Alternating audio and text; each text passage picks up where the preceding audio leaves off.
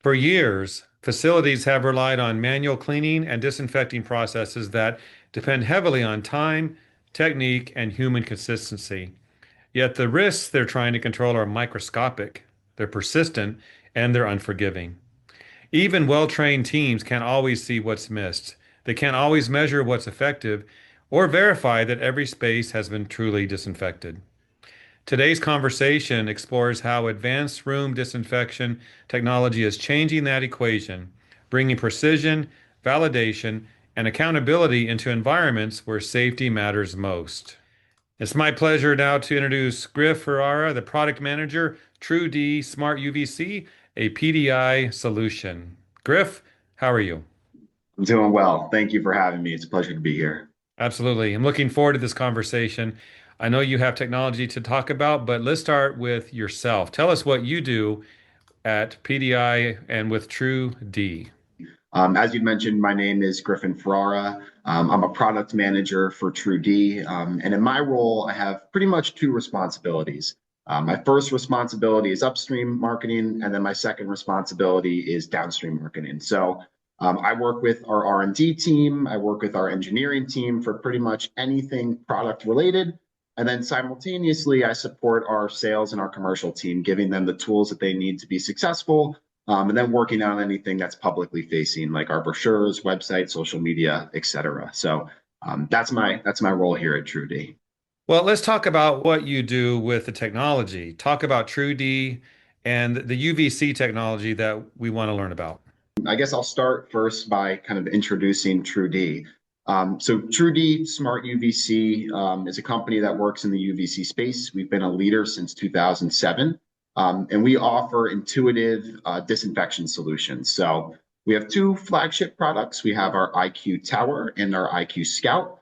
I guess just generally too, the company is headquartered in Memphis, Tennessee. And we're owned by our parent company called PDI, which is based in New Jersey, and that's where I'm based out of too as well. So to kind of go into a little bit of background on UVC technology in general for those who might be new to the space or just starting to learn about it, UVC technology is short wavelength ultraviolet light, and it's designed to deactivate microorganisms. So when UVC light and UVC technology is paired with normal manual cleaning processes, ultimately you can get positive disinfection outcomes.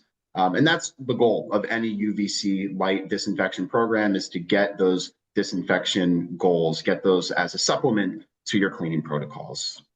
Yeah, I've looked at UVC myself, and it's good to understand the technology and see how it works. I think some watching our program today, they might value how it works, but they might wonder, how do you maintain it? Because we're not talking about a sprayer. Talk Yeah, about that. What are the parts to be concerned with when it comes to maintaining these devices? these are precision instruments, so you want to make sure that you're taking care of them.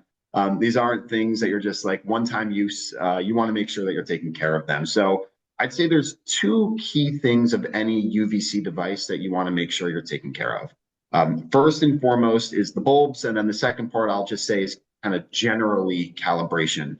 But let's start with the bulbs because they're really, the heart of any UVC device. That's what's generating the UVC light. Um, Unlike normal bulbs that you get in, your office or your house or your bedroom, UVC bulbs are, of course, generating a very specific wavelength. It's usually around 254 nanometers, and that's specific because that's the germicidal wavelength, and they're designed to put out, a very predictable output. So unless you are a superhero, you can't tell if the output of these bulbs are decreasing, which is natural. This happens with any types of bulbs that you're using, but the human eye can't perceive it. So, my first piece of advice from the maintenance perspective is you really want to make sure you're staying on top of bulb health. It doesn't matter, what manufacturer you're using. If the output declines, you're not going to be getting the efficacy you would expect to see. Where this is particularly important, though, is if your device is running based off of just a specific set time and the UVC output of that bulb is decreasing, you're not going to be getting the efficacy that you're expecting. In the case of Tru-D, we don't have to worry about that because our cycle time is based off of the reflected light coming back. So bulb outputs, decreasing just results in a higher cycle time for us. But regardless, my point being is you want to make sure you're on top of your bulb health because that's, of course, the most critical element of the machine. The second part that I'll just touch on briefly would be the calibration side of things. Our device specifically uses these sensors to, read what's coming back. It's want to make sure that the output it's putting out is actually what it's reading. It's honestly, Jeff, it's kind of like any sensor on any piece of machinery. They're going to drift, and you want to make sure that they're calibrated. So aside from that, you can have cables you can check casters, you can update firmware. I think all of those are quite straightforward. But I really say the bulbs and calibration are the key parts of maintenance of UVC devices. Let's talk about best practices for keeping it all working as it should. Anything to add there? So there's a lot of best practices, but what I really boil it down to would be three key best practices. The first of which would be staff training. The second of which would be a really good cleaning protocol for your device. And then the third of which would be following the IFU.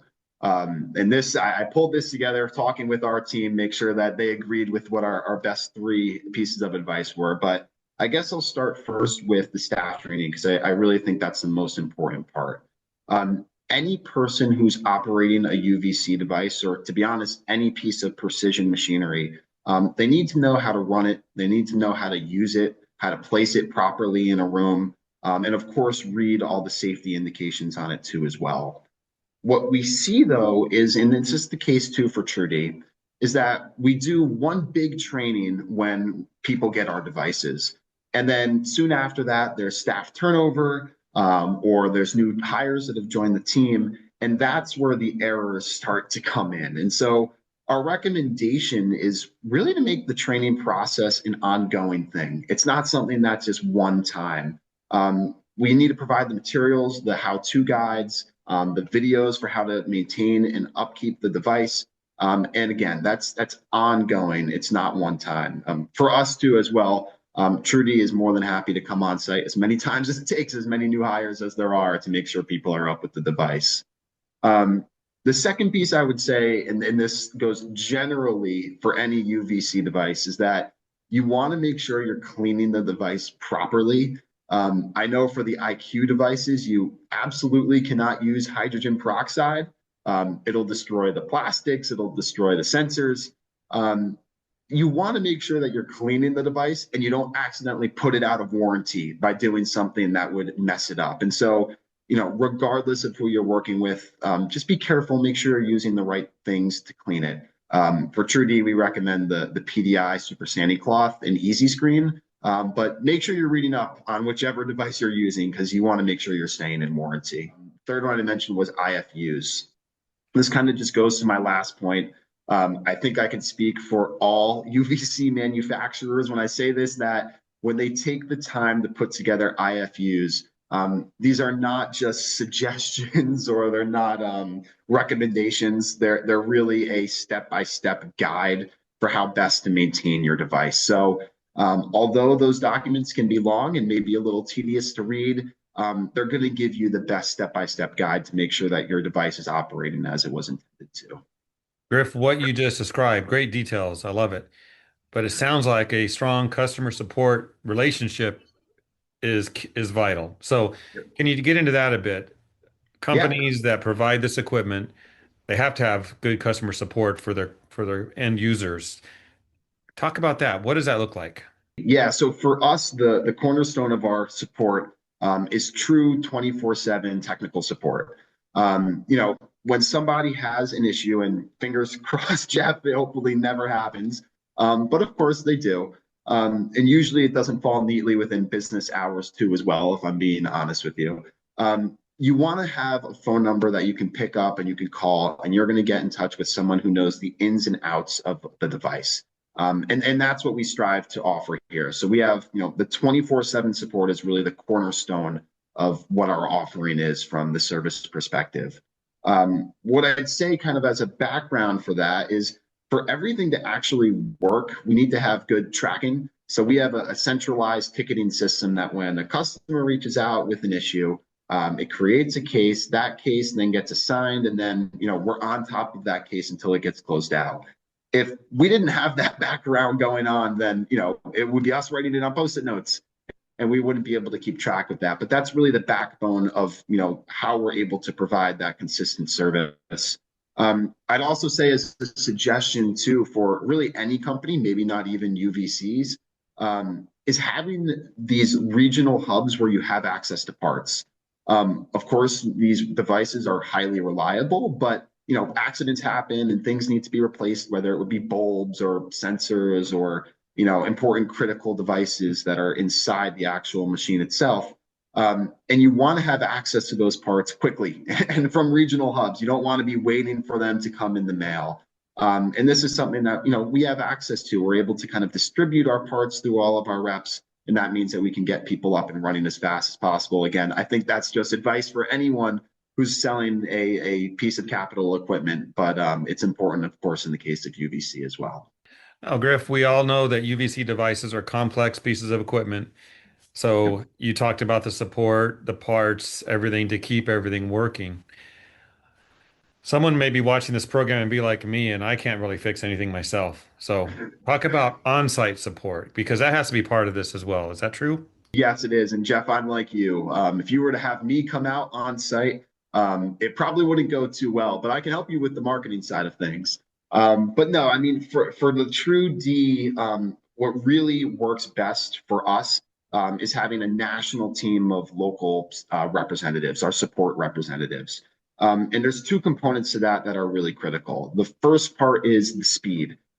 Because we have this national team of technical service reps, what we're able to do is get on site as fast as possible. So, you're not waiting for people to return a phone call. You're not waiting for people to come on site. Typically, our team is dispatched within hours. And that makes a big difference, especially if a facility's cleaning protocol calls for, every single room to get a Tru-D disinfection cycle. What I'd say beyond that too, as well, is because we have that regionalized team, they get to know the folks that they're working with, which sounds cheesy, but it's really important. It's just like any type of cleaning process, whether you're using wipes or whether you're using, it could be anything. Each facility has their own protocols, their own processes, their own goals with what UVC disinfection means to them.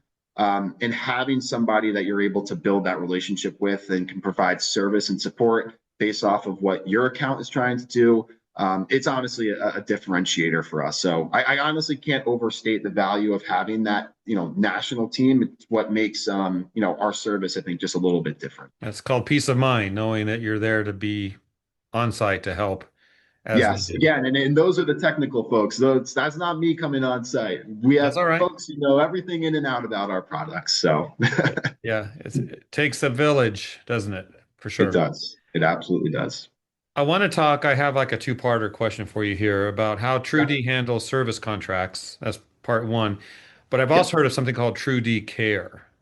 Yeah. Can you talk about both of those topics? Anytime folks get a device, we also want to offer them the ability for our team, all the great things I just talked about to, get that value from our team. And what that encompassed as is Tru-D Care.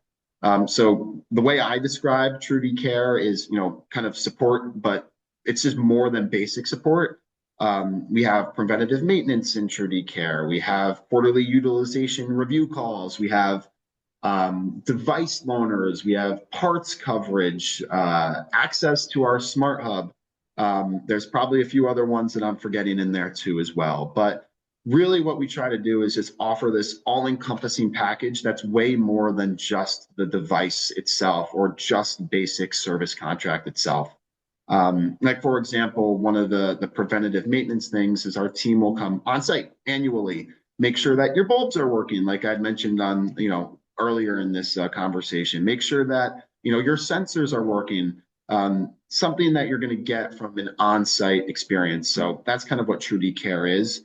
The other best way to explain what Tru-D Care is it's more of a commitment from us to our customers. So first commitment is you're going to get that 24/7 support. That's like always going to be there. You can always pick up the phone and we're going to be able to support you. But beyond that, if you create a case with us for an issue, within 24 hours, we will have reached out and provide a solution. Within 48 hours, we will have either an on-site visit scheduled, or if a phone call will be able to repair your device, we will have your device fully operational. And then lastly, and hopefully we never get to this stage, but if your device does have to come back to the factory, we will have scheduled or have already shipped you a loaner device so that your operations can go up and running. So I think when I try to conceptualize what Tru-D Care is, it's really giving our customers a consistent budget and a consistent commitment to uptime of their device. And the last part I would just add to that would be the Smart Hub side of things. That's our reporting interface. So it really gives you actionable insights beyond just using the device, who's using it, how are they using it, what protocols, et cetera, so that you can really get the most out of the utilization of your UVC program. So I think it's time to share those watching the program. How can they learn more? Where can they Yeah, go? absolutely. Sure. So I would say that the best way to learn more is probably go to our website, Tru-D.com, Tru-D-com, or follow us on LinkedIn. We post a bunch of content on there fairly consistently, both stuff for folks who have, new to UVC and they're looking to learn about the technology or about Tru-D, but also folks who, might be experts as well. We have good stuff on there too, for those folks. So those would be my two recommendations. Well, Griff, it's been a pleasure meeting you and talking about this. Thank you for what you do for keeping people safe. Absolutely. It's been a pleasure. Thank you.